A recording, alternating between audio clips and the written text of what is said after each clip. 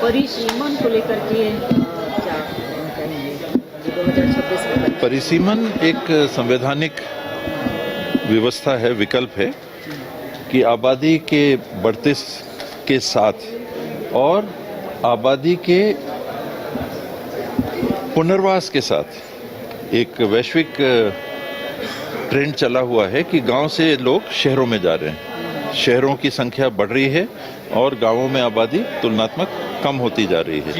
तो अगर आपने उसी हिसाब से प्रतिनिधित्व रखा तो शहरों में अगर आबादी ज़्यादा हो गई और गांवों में कम है तो लोगों को प्रतिनिधित्व उतना नहीं मिलता। एक पहलू उसका ये है, इसलिए आप कहते हैं कि हम डिलिमिटेशन करेंगे। डिलिमिटेशन दो पहलू उसके हो गए। एक, झारखंड में आपके 81 उदाहरण के लिए 81 विधानसभाएं हैं। आप इन 81 विधानसभाओं का परिसीमन करेंगे, अर्थात इनके भौगोलिक क्षेत्र को कम बेसी करेंगे, लेकिन संख्या आपकी 81 की 81 रहेगी। दूसरा परिसीमन ये है कि पार्लियामेंट को अधिकार है कि आखिरी सेंसस के आधार पे आप सीट संख्या बढ़ती हुई आबादी के अनुपात में या अन्य कारणों से आप बढ़ा सकते हैं। तो 81 की जगह यहाँ की विधानसभा संख्या 100 हो सकती है, 120 हो सकती है। आपके 14 लोकसभा की सीटें हैं, ये 10 हो सकती हैं, 24 हो सकती है। परिसीमन यानी कम ज़्यादा, कम का तो सवाल नहीं है, ये ज़्यादा हो सकती है। ये जो ज़्यादा होने की प्रक्रिया है, इसमें जो बात उठ के आ रही है कि जिन राज्यों ने आबादी पर नियंत्रण पाने के लिए कार्यक्रमों को सफलतापूर्वक अपनाया और उन्होंने अपनी आबादी को, जो ग्रोथ रेट, रिप्लेसमेंट रेट माना जाता है, माता पिता 2 हैं तो 2 ही बच्चे, उससे ज़्यादा आबादी नहीं बढ़ेगी, स्टेबल आबादी होगी, ज़ीरो ग्रोथ आबादी की होगी, उनको अगर आपने आबादी के हिसाब से सीट दी और जिन्होंने पॉपुलेशन कंट्रोल को, फैमिली प्लानिंग को नहीं अपनाया और उनकी आबादी बढ़ती चली जा रही है, उनको आप कहेंगे कि नहीं अब ज़्यादा आबादी हो गई तो हम आपको सीट ज़्यादा दे देंगे। तो अर्थात पॉपुलेशन कंट्रोल का कोई अर्थ नहीं रह गया। आप दंड दे रहे हैं उनको जिन्होंने अपनी आबादी पे, बढ़ती आबादी पे अंकुश लगाया। और इससे झारखंड में आदिवासियों की जो संख्या है, सीट जो है रिजर्व सीट, उसकी संख्या घटेगी क्या? नहीं, आदिवासियों की संख्या तो उनकी आबादी के अनुपात में होती है। एसटी और एससी का संविधान में जो प्रावधान है कि जितनी आपकी आबादी है उतनी प्रतिशत आपको सीट मिलेंगे, तो ये बड़ा क्लियर है कि उसमें घटने का सवाल नहीं उठता है। आपकी जो आबादी है उस प्रतिशत के हिसाब से। ये बात जरूर है कि सोरेन जी ने, गुरु जी ने उस समय विशेष पहल करके झारखंड में ट्राइबल आबादी से ज़्यादा ट्राइबल सीट्स झारखंड में है। ये एक राज्य है जहाँ पर आदिवासी हक के लिए उन्होंने विशेष संघर्ष उस समय किया था। तो जो संवैधानिक प्रावधान है वो आबादी के अनुपात का। सवाल ये है सिंघे साहब, झारखंड में आपकी अलाई पार्टनर झारखंड मुक्ति मोर्चा सीधे डिलिमिटेशन के खिलाफ है और वो नहीं चाहते हैं कि झारखंड में जो स्थिति है उसमें डिलिमिटेशन हो। यही अभी पूर्व के आपके मीडिया के साथी ने पूछा था, तो मैंने उनको यही कहा था कि डिलिमिटेशन एक प्रावधान संविधान में है जो समय के साथ में किया जा सकता है। इतने सालों तक नहीं किया गया। 51 साल हो गए तो देश तो बढ़ रहा है, हम लोग मानते हैं कि बढ़ रहा है, तो अनिवार्य नहीं है कि आप डिलिमिटेशन करें।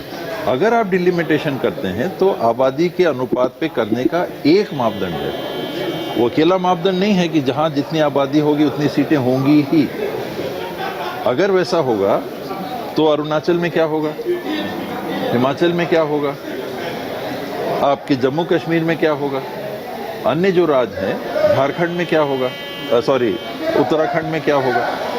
5 अभी मेंबर ऑफ पार्लियामेंट की सीटें वहाँ हैं, आबादी कितनी है?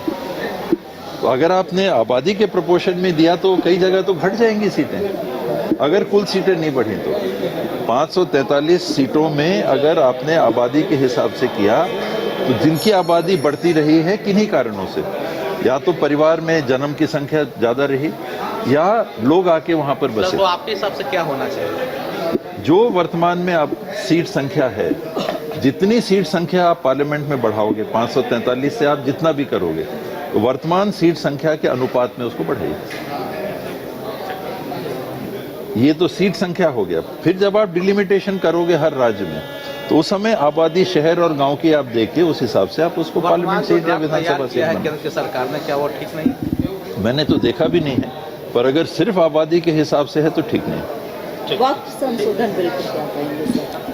वक्फ की जो संपत्तियां, जहां तक मैं समझ सका हूं, ये दान में दी जाती हैं और एक निहित लक्ष्य के लिए उपयोग करने के लिए दी जाती हैं। मैंने वक्फ को अपनी संपत्ति डोनेट की और मैंने कहा कि इसमें स्कूल चलेगा, इसमें अस्पताल चलेगा, इसमें पार्क बनेगा, तो उसको आप परिवर्तित नहीं कर सकते, उसको आप बेच भी नहीं सकते दूसरे काम के लिए। उसको परिवर्तित बेचोगे आप तो गार्डन है तो गार्डन रहेगा, हॉस्पिटल है तो हॉस्पिटल रहेगा, स्कूल है तो स्कूल रहेगा। जो संशोधन हो रहे हैं वो कितना हित में है? इसमें जो आपत्तिजनक बात आ रही है कि एक धार्मिक समुदाय की आंतरिक उनकी ये व्यवस्था है कि वक्फ का उसमें उनने प्रावधान रखा है कि लोग डोनेट कर सकते हैं। उसमें आप कह रहे हो कि उस धर्म के अति लोग भी आके उसमें सदस्य रहेंगे। तो अगर देश में हम ऐसी व्यवस्था बनाना चाहते हैं तो जितने हिंदू प्रतिष्ठान हैं जो ट्रस्ट के रूप में काम करते हैं, तो उसमें भी हम गैर धर्म के लोगों को सम्मिलित करने के लिए सहमत हैं क्या? अगर हैं तो कोई हर्जा नहीं। सभी धर्म के संस्थाओं में, आज गुरुद्वारा है, गुरुद्वारा में प्रबंधन समिति है, सिख समाज के लोग ही उसका प्रबंधन करते हैं, उसमें अन्य धर्म के लोगों को भी आप उसमें सदस्य बनाइए। सर, सभी लोगों को अगर आप उस तरह से पूरे सारे धर्म की व्यवस्थाओं में अगर वैसा आप करोगे तो ठीक है। सर एक सवाल है, एक सिंगल आउट करोगे तो आप प्रताड़ित सर करना एक सवाल और बनता है कि ये जो कांग्रेस में सर एक शब्द अभी स्लीपर सेल बहुत चर्चा में है कि आपके यहाँ भी सत्ता गंवाई है आप लोगों ने। स्लीपर सेल वास्तव में होते हैं क्या कांग्रेस में? और जो राहुल गांधी ने जो मुद्दा उठाया है, और अब यहाँ भी जो राजू साहब हैं प्रभारी, उन्होंने भी झारखंड में उठाया है, तो क्या छत्तीसगढ़ में इस तरह के सेल थे जिसके चलते सत्ता गंवानी पर? एक मैं नहीं समझता कि कोई भी संस्था होगी जिसमें स्लीपर सेल नहीं होंगे।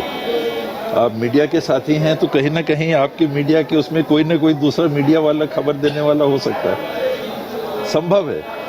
आप इंडिया ईटीवी, तो हो सकता है ईटीवी में यहाँ के कोई हो जो इनको खबर दे रहे हो, यहाँ पर कोई हो जो इनको खबर दे रहे हो, इसी को स्लीपर सेल बोलते हैं। तो हर संस्था में स्लीपर सेल होने की संभावना बनी रहती है और राहुल जी ने जिस बात को उठाया है उसके प्रति सजग करने के लिए और कार्रवाई करने के लिए उन्होंने बात को सामने रखा है कि इस पे विचार करिए।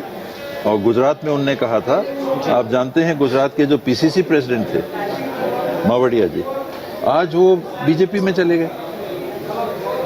तो इतने दिन हम मानेंगे कि नहीं कि वो स्लीपर सेल के रूप में थे? तो असल की पहचान कैसे होगी सर? आखिर यहाँ के भी जो पहले प्रभारी थे वो बीजेपी में चले गए, विराट सौ सांसद। मालूम रहता है, एकदम से कोई बंद कमरे में काम नहीं करता।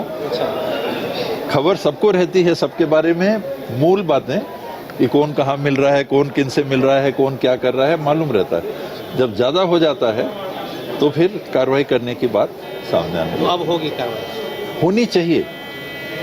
होनी चाहिए, वरना हो ये रहा है कि जिसको आपने बढ़ाया और अगर जिनको आप संबोधित कर रहे हैं स्लीपर सेल में, वो पाला बदल लेंगे तो पाँव के तले जमीन ही कट गई, जमीन ही निकल गई। सर, छत्तीसगढ़ से आपकी सत्ता गई, उसके बाद हंसदेवा का जंगल, चलिए ओके, थैंक यू, बर्बाद कर दिया। हंसदेव के जंगल की जो स्थिति है उसमें यूपीए के गवर्नमेंट के समय एक ब्लॉक को दिया गया था और नो गो एरिया डिक्लेयर किया गया था कि इसके आगे नहीं जाएगा।